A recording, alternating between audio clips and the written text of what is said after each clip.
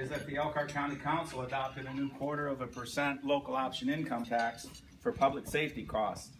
That will generate about $1.5 million to partially offset another $4.7 million that we were scheduled to lose in 2015 to property tax caps. In order to get the new money for public safety, they also had to adopt a 0.25% local option income tax for property tax reduction.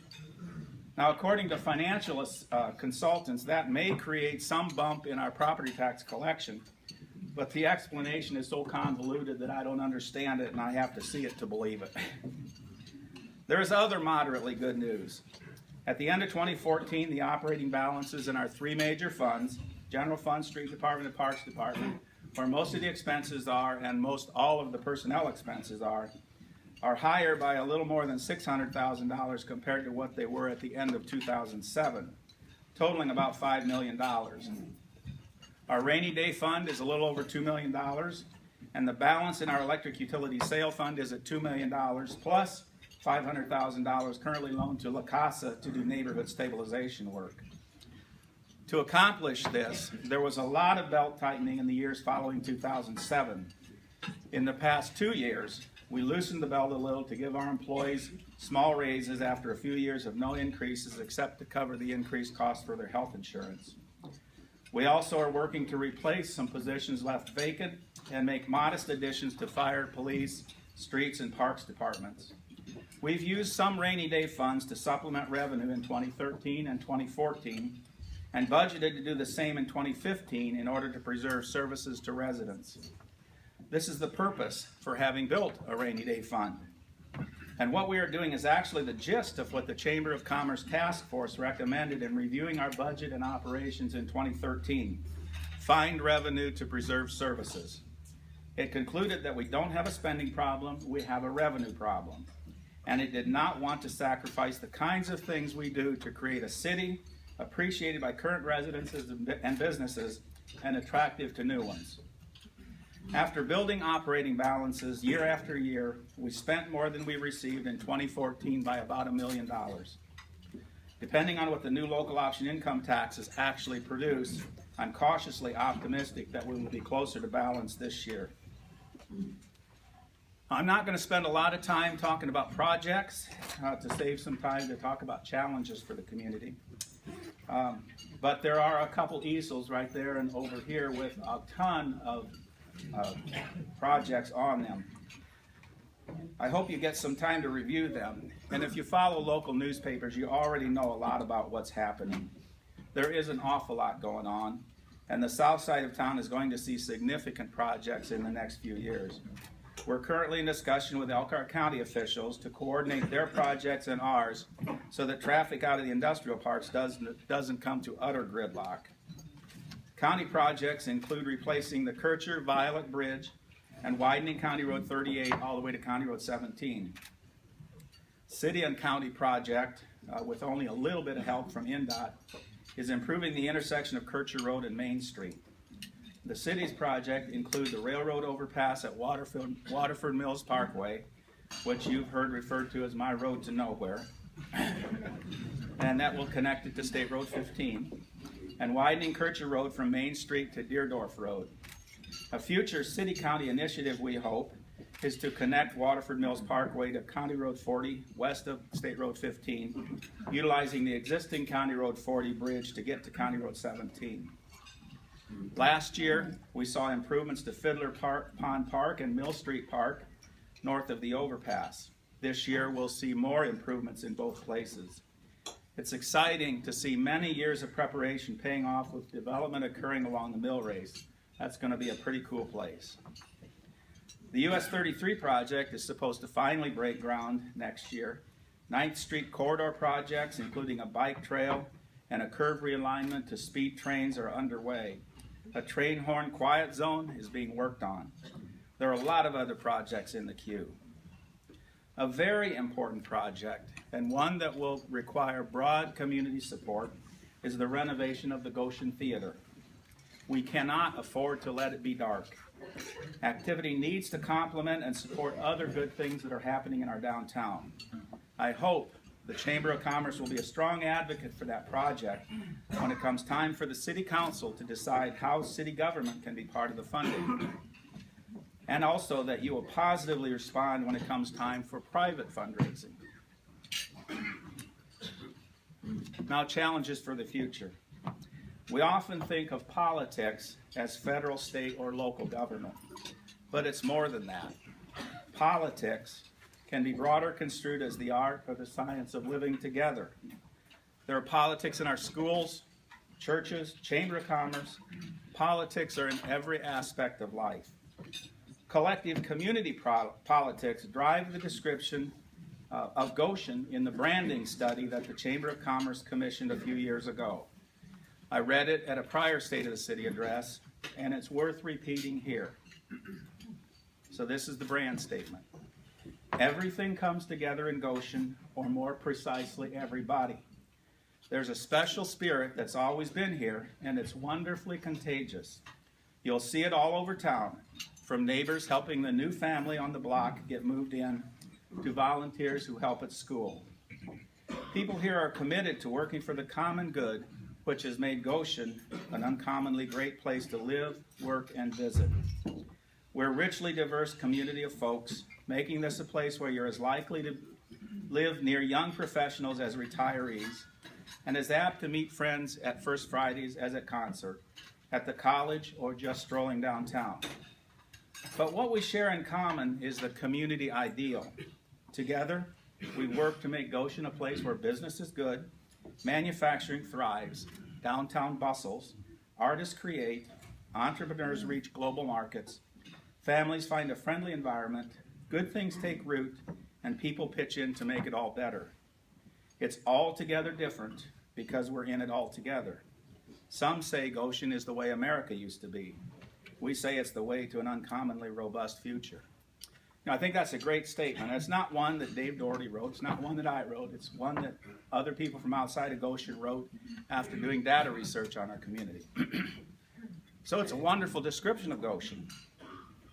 But the challenge I have for you today is to work to assure that this description applies far into our future together. Foster and grow the community politics that sustain this description. Local government is only one piece of the politics. The chamber is another. There seems to be a DNA in Goshen that binds the mosaic of our community quilt pieces together. So my request for you is to help keep the thread strong. Common good is mentioned in that statement. What does it mean, working for the common good? It means to work for a just and equitable society in which every person is valued and respected. In coming months, you will hear all three mayors in Elkhart County talking about a new initiative called My Brother's Keeper. It's an idea that began in Washington, D.C., but it is not a federal program. I would describe it as a best practices sharing of local ideas. It is spreading throughout cities across America, and we're late in coming aboard. Brian Wiebe at Horizon Education Alliance encouraged Goshen and Napanee to join Elkhart in adopting the initiative. If it's a county-wide effort, Horizon Education Alliance becomes a backbone, since many of its current programs and ideas already reflect My Brother's Keepers goals. The major focus of My Brother's Keepers is to help at-risk youth and young adults.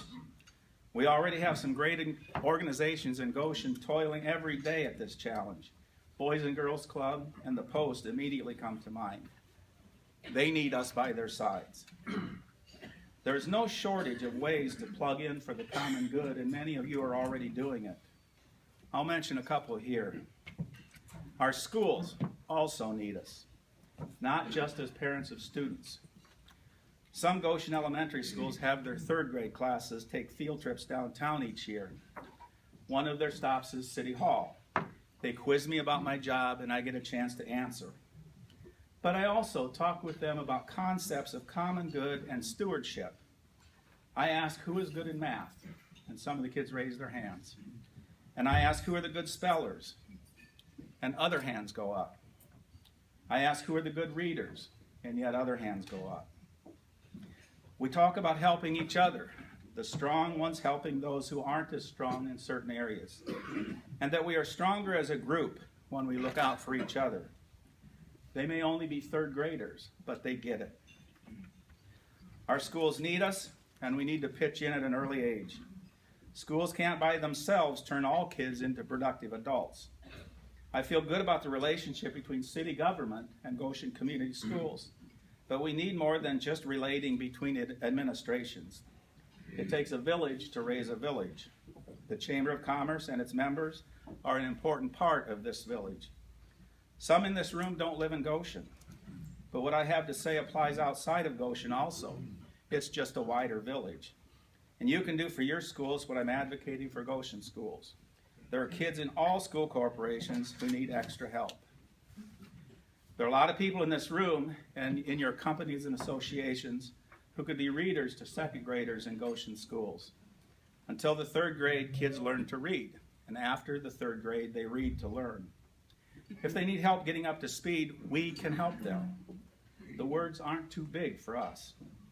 Most males can take 1 hour per week during the school day for 4 weeks, reading to a second grade classroom in the Real Men Read program in the first semester. And most men and women can spare an hour per week for reading camps, which run 8 weeks in the second semester, reading and playing learning games with a specific second grader. I've done it for a couple years, and it's been as rewarding for me as it has been for students, maybe even more. Wouldn't Real Men Read and reading camps be great programs for the Chamber to champion in its initiatives? So get out your pen and write this down. M as in Mary Kircher at goshenschools.org. It's Michelle Kircher's email address. She's the volunteer coordinator for reading programs sponsored by the Elkhart County United Way. Send her a message and say, here I am, eager to help. She'll love you. Kids a little older need mentoring. At Goshen Middle School, there are opportunities to pair up with kids who need another adult in their lives. Programs like E3 and 5 Star need more volunteers. Kids without role models are like explorers without a map. At this age, kids are just trying to navigate life, sometimes without much help. Again, there are a lot of people in this room who would be good mentors. Jeremy Sheets, who coordinates mentoring program at Goshen Middle School, spoke recently to the Goshen Noon Kiwanis Club. He reminded us that we spend a lot of time worrying and complaining about brain drain. Our kids go off to college and don't return home. But the kinds of kids who need mentoring aren't going to be leaving. They will be with us for the long term. By and large, they aren't going anywhere. We need to take better care to assure they are productive residents of our communities. So contact Jeremy at Goshen Middle School to volunteer. That would be J. Sheets at goshenschools.org. We can also care about increasing employment opportunities and wage levels so that fewer kids are on free and reduced lunches in our schools. Parents aren't working multiple part-time or low-wage jobs to try to make ends meet. And teachers don't need to spend their own money to send food home with students so they'll have something to eat on the weekend when schools or Boys and Girls Club aren't feeding them. Working toward the common good will require us to think and act boldly and to be creative. And I'd like to tell you a little story that I heard at a Master Gardeners meeting that my wife took me to several years ago. This story happens up in Minnesota, and it's about Sven, Ole, and Lena. And Sven and Ole were friends from boyhood. They were hooked at the waist, and wherever one was, the other one was. Well, they're adults now, and Sven wanted to go fishing. And he said to Ole, let's go fishing. And Ole said, well, I can't go fishing because Lena wants me to clean the outhouse.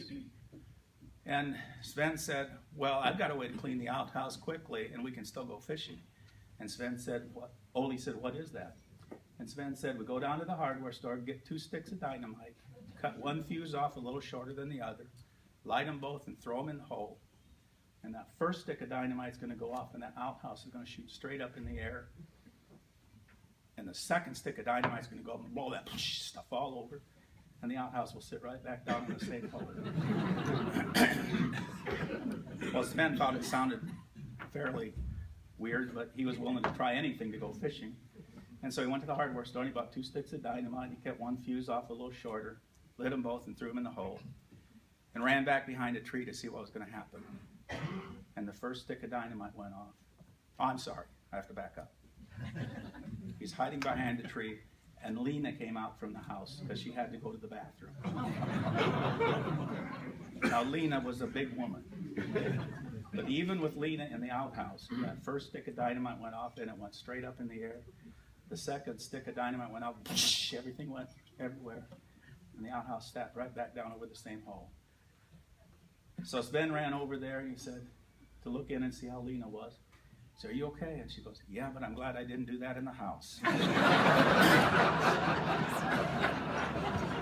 Creative and bold.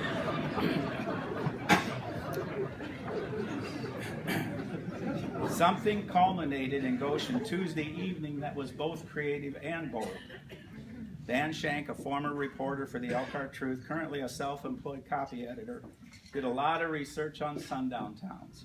And I know there's mixed opinions in this room about what was happening. Goshen was one of over 100 sundown towns in Indiana. If you've read in local newspapers, you know that sundown towns were ones not welcoming to African Americans for much of the 20th century. In fact, African Americans were not to be in town after 6 o'clock. Some towns posted signs at the city limits. Some blared sirens at 6 o'clock. Some had ordinances on the books. No evidence of any of these has been found for Goshen, but we discriminated in other ways, including having deed restrictions that did not allow non-whites to live in certain subdivisions.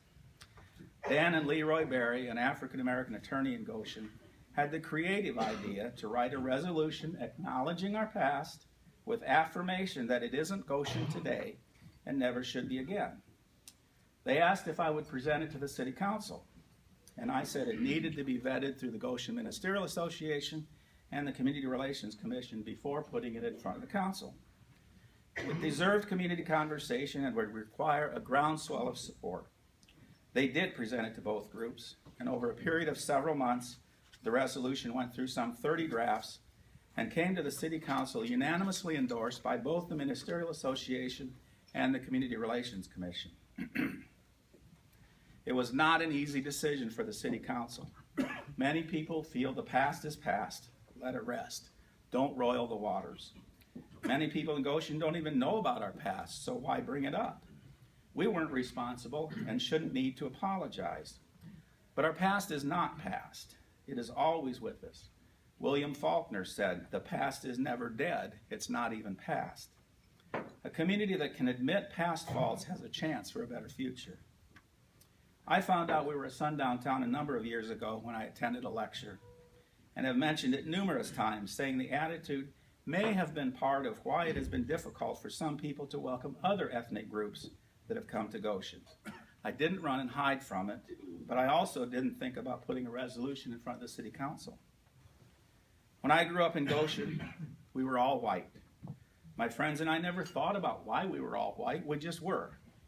We didn't know it was by some kind of design, social norm, or exclusionary practices. Our parents never talked about it. Maybe many of them were unaware. Many, maybe most of us alive today who grew up in Goshen, and many who have moved here, had no idea why we were so white. But Dan Shank's research showed why. One thing he found was a Goshen News photo with me among a group of participants in a minstrel show at Goshen High School in 1956. If you don't know what minstrel shows were, they were variety shows, often with acts that made fun of African Americans. I remember it vividly, although I was only 7 years old. I played my accordion, laugh now, and my older brother sang a duet with an adult. I remember his name, Harold Goldstein. I wasn't black-faced, and don't recall if my brother was. The majority of the adults were black-faced. I had no concept of discrimination, and it is the only minstrel show I can recall, so it's probably the last one in Goshen. In the mid-1930s, the Goshen City Administration provided demographic information about the community for a promotional booklet called Goshen. It stated that crime was low due to the nature of our population, which was 97.5% native-born white, 2.5% foreign-born white, and, quote, no Negro population, which was an acceptable term at that time. Wow. Low crime because we're all white. That language survived intact when transitioning into RL Polk directories in the early 1950s. I've referred to language in those directories a number of times in the past when speaking about diversity. The demographic information by then was attributed to the Chamber of Commerce. So both the city administration and the business community contributed to promoting the idea that we were a safe place because we were all white. Dave Doherty rightly points out that it must have been someone in the Chamber of Commerce who became a little sensitive about the statement, because by the mid-1950s, the phrase "and no Negro population" was deleted. But it still said we were low crime because we were all native or foreign-born white. The same statement continued into the late 1970s, changing only to describe us as low crime because we were 97.5% native-born white, 2% foreign-born white, and 0.5% other, so we become diverse. The City Council acted boldly Tuesday evening in passing the resolution 6-0.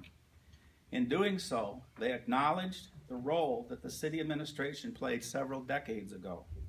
It doesn't overtly apologize. Using that word drew too much complaint. It recognizes what we were, that we've moved beyond those decades, and we should never return. It ends with a 9-word summation. It happened, it was wrong, it's a new day. In doing so, we aspire to be what Abraham Lincoln advocated in his second inaugural address, with these words, "with malice toward none and charity for all."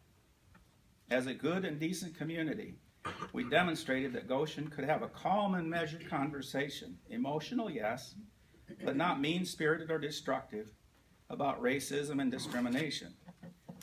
Tuesday night was a defining moment in Goshen.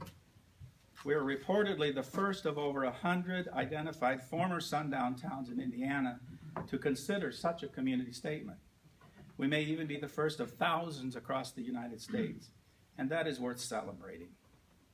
So, I invite the Chamber of Commerce Board of Directors to consider joining the Goshen Ministerial Association, the Community Relations Commission, and the City Council in endorsing the resolution, adding the business community's voice that it is indeed a different day in Goshen than it was during our sundown town past. So what's going to come after me? A local newspaper reporter asked me several months ago if I'm worried about the next mayor undoing my legacy. I expressed surprise, saying I didn't think much about legacy. For sure, don't name Waterford Mills Parkway as Allan's Road to Nowhere. You'll just have to rename it when it connects to State Road 15.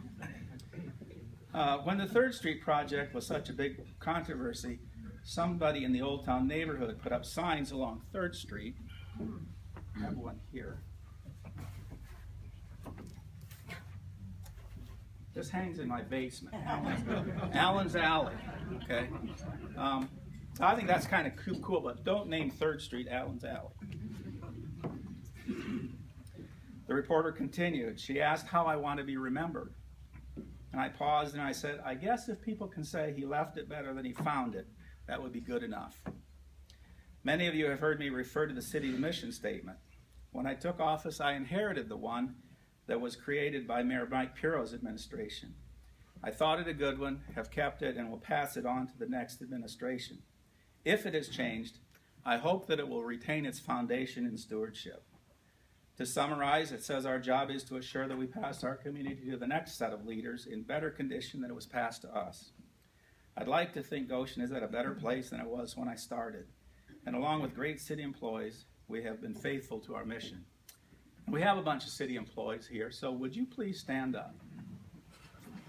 I'm not going to name you one by one, just please stand up.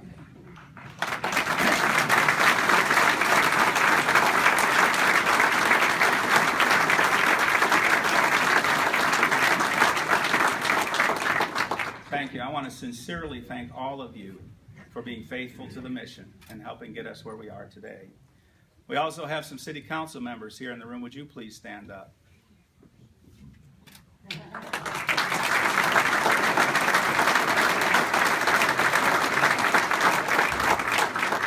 Thank you for your support. Without a supportive city council, we wouldn't be where we are today.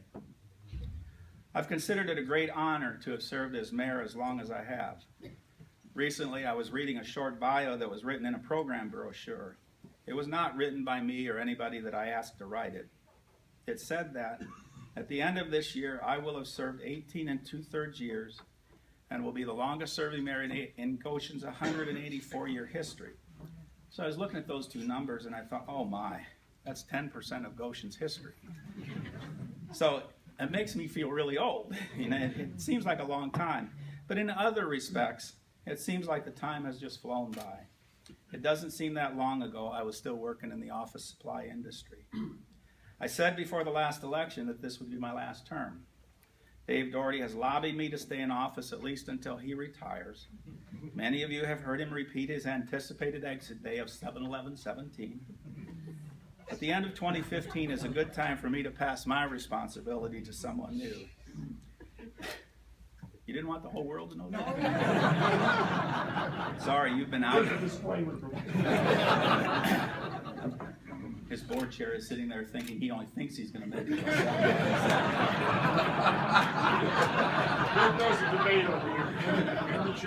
By most measures, it seems things are clicking pretty well in Goshen. The Good of Goshen campaign that is jointly sponsored by the City of Goshen, the Chamber of Commerce, Goshen Community Schools, and Goshen College is having an effect. We're being noticed across the state for being a pretty vibrant place to be. Check it out at goodofgoshen.com and Good of Goshen Facebook. But perhaps a better reason for passing the reins is that there's a strong bench prepared to take over and lead Goshen from where we are now to an even better place. Am I concerned about who and what will follow me? Yes. I'll always have an emotional attachment to Goshen. I've been a cheerleader for a long time. Hopefully, I won't take it as personally when I hear someone saying something negative about us. So I do care about who follows and what that will mean. To use a sports metaphor, it's your challenge to figure out who on the bench to bring into the game. I'll have my preferences, and some of you will have others. It is my hope that you agree that the general path that we're on is a good one, and you will elect leaders that you trust to continue the momentum. We have been as progressive as we can reasonably afford to be in providing services and amenities that we enjoy and that will attract new residents and businesses. It is my hope that new leaders next year are equally committed to assure Goshen remains a place we're all proud to call home. Last, I challenge Goshen's future administration and the Goshen Chamber of Commerce to continue the great mutually supportive relationship that we've enjoyed for many, many years. Thank you.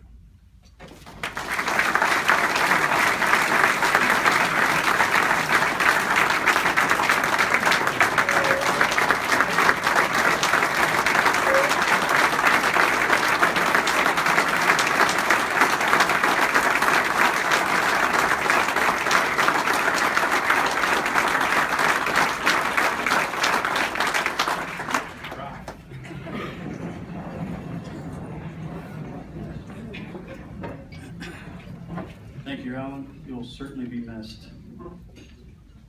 Okay, I also would like to take this minute to invite Perry Hammock and John Gibson to the stage. They are from Sustainable Indiana 2016, a bicentennial initiative of Earth Charter Indiana Incorporated, to share a few words, and I think they might have an award for the city of Goshen. So, Perry? Thanks, sir. Good afternoon, Mayor Kauffman, city officials, chamber members, guests. I am Perry Hammock, the Executive Director of Indiana's Bicentennial Commission. The Bicentennial next year is our 200th anniversary. We kick off this year at Statehood Day. Anybody know when Statehood Day is? Chamber guys got to know? Yes, soon. You can keep your job. I think that works. December 11th is Statehood Day. So this year on December 11th, we hope you'll join all of us across the state in kicking off the bicentennial year. And we're looking at ways to highlight our accomplishments over 200 years and to leave legacies for the future. Today, mostly, I bring greetings and congratulations from Governor Pence and the First Lady. It's an honor to be here representing the Commission and to participate in this award ceremony. In a moment, you'll hear what that award is, but it has to do with the greening of Goshen.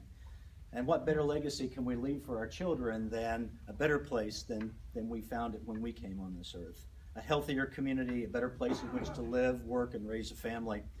I applaud the mayor, I applaud the city council, and scores of volunteers who have worked so hard to make Goshen deserving of the special recognition we will bestow today. The bicentennial has 4 themes, nature conservation being one of those. The others are historic celebration, community involvement, and youth and education. As your community volunteers continue your involvement in projects leading up to and during the bicentennial, we hope that you'll continue to make your place a greener space, and you'll create a history of environmental management that you can celebrate in the tercentennial coming up in just 100 years. Be proud of your accomplishments today as a city, as a town, as a group, but keep an eye on the future and be vigilant for new ways to always make Goshen a greener place. Congratulations on your accomplishments and on this honor.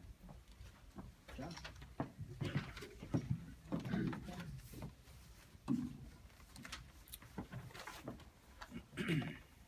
Mayor Kauffman, members of the chamber, what a gathering this is. There's something special about Goshen. It's recognized all across our state. The mayor has spoken eloquently of it today, and I know that you have some feel for this and some special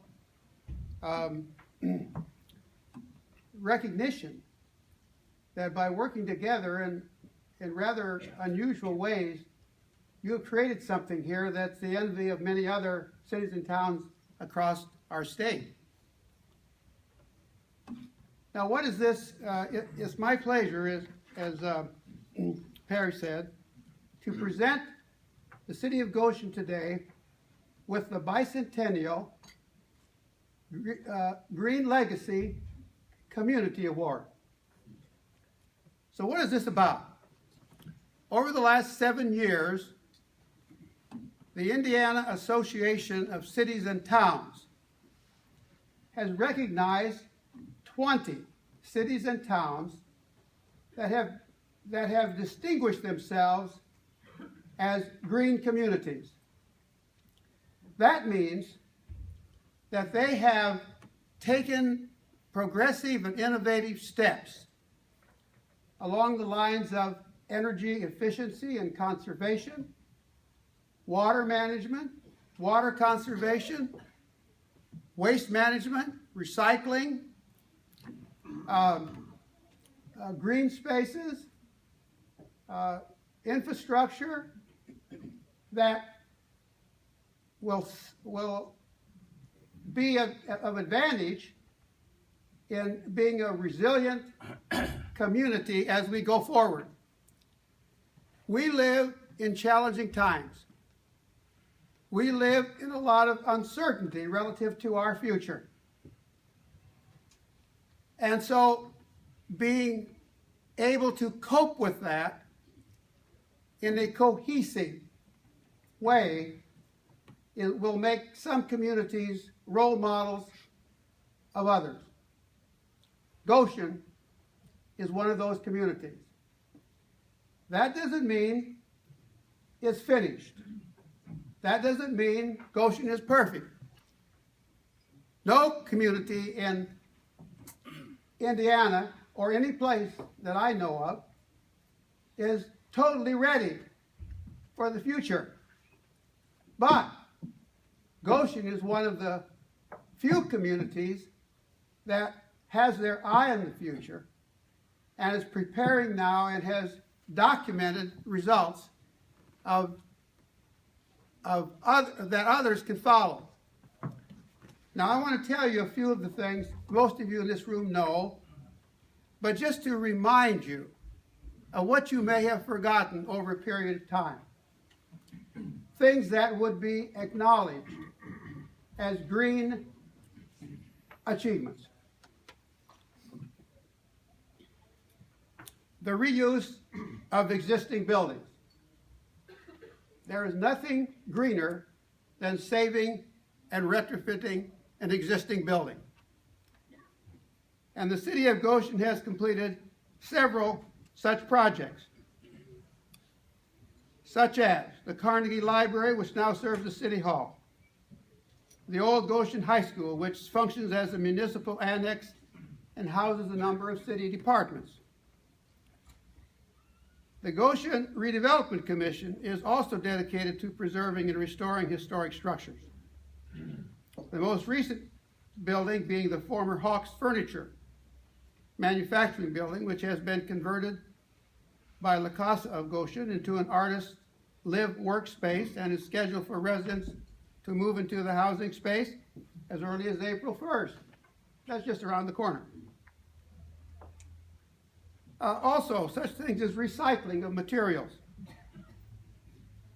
I was very pleased to read that over the past few years, the city has begun encouraging the deconstruction of structures in lieu of traditional demolition. The Western Rubber Building was deconstructed and the materials were reused all over the United States. The deconstruction process took quite a bit longer, but the associated costs with deconstruction was approximately a tenth of what the actual demolition costs would have been.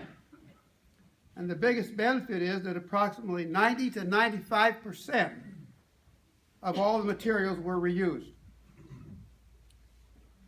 Goshen also has an active brownfield program. Since 2006, the city has received approximately $3.6 million in federal and state brownfield funding to assist with the remediation of the River Race development area adjacent to downtown Goshen. And in 2010, the city created a brownfield coordinator position.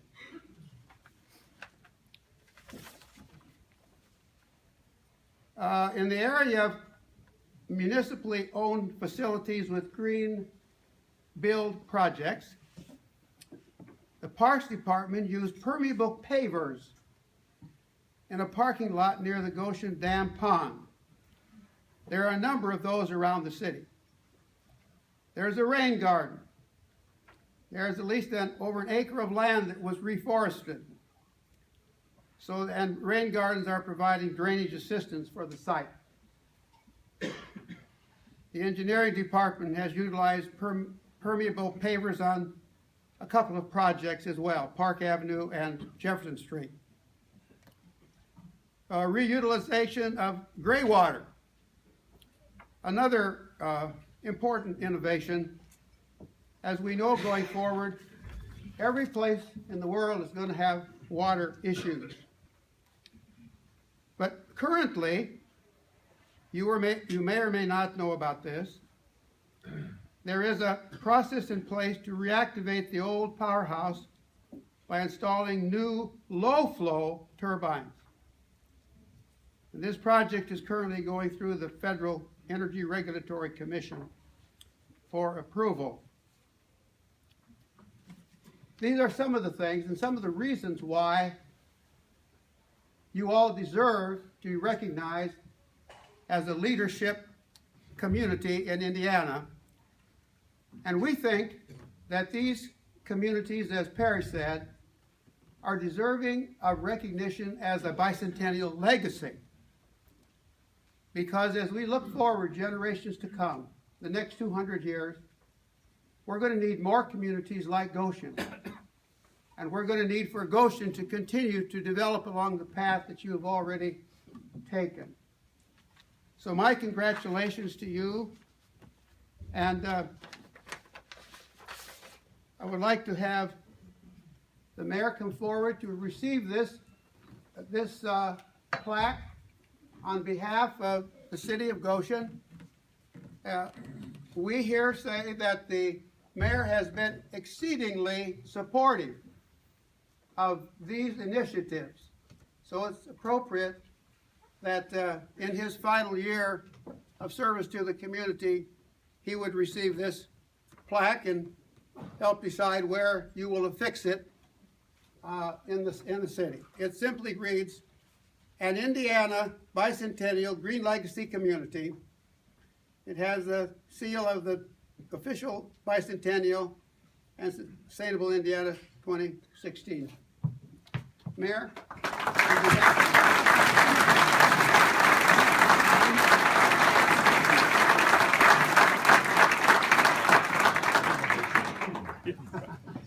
Okay.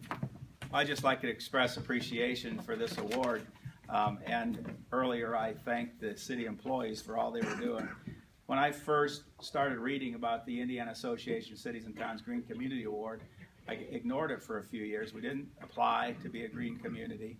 I didn't know really that, for one thing, applying is a problem. It takes some time.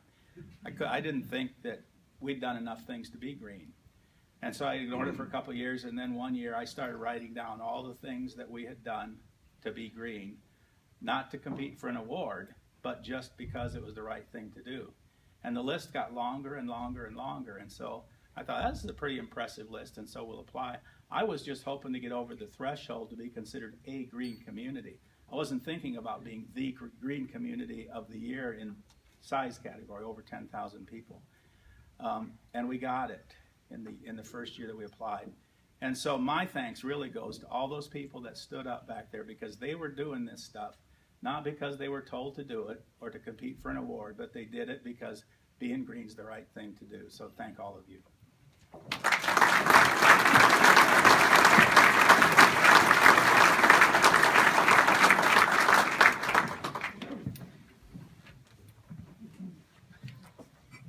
So I guess I won't say anything about the bet that I've got with Todd Evey and the mayor. And you can ask Todd if you want to know how to lose money, but I won't go over that one. I guess I would really like to thank all of you for being here, to all of our sponsors and the support they gave to help make today possible.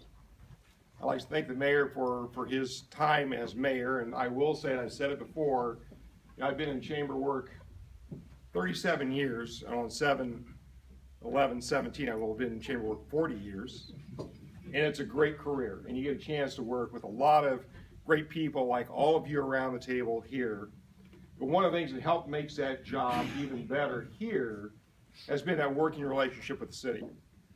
And the work with the mayor has been really an enjoyable part of that job.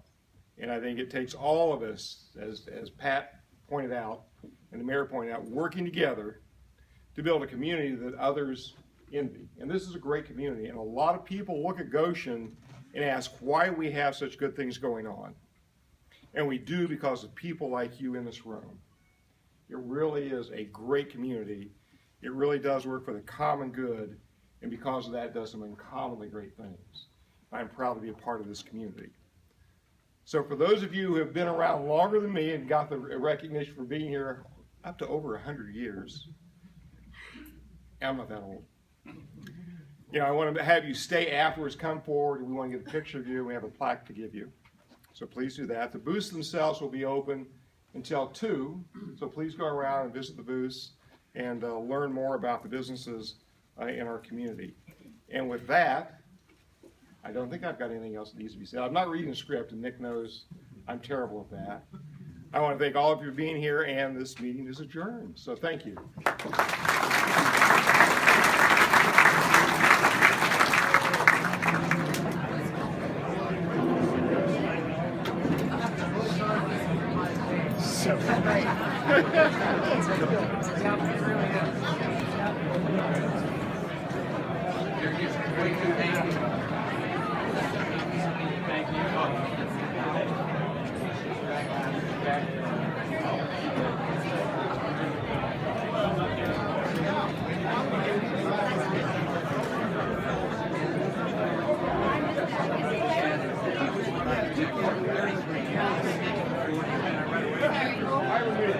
I never made it.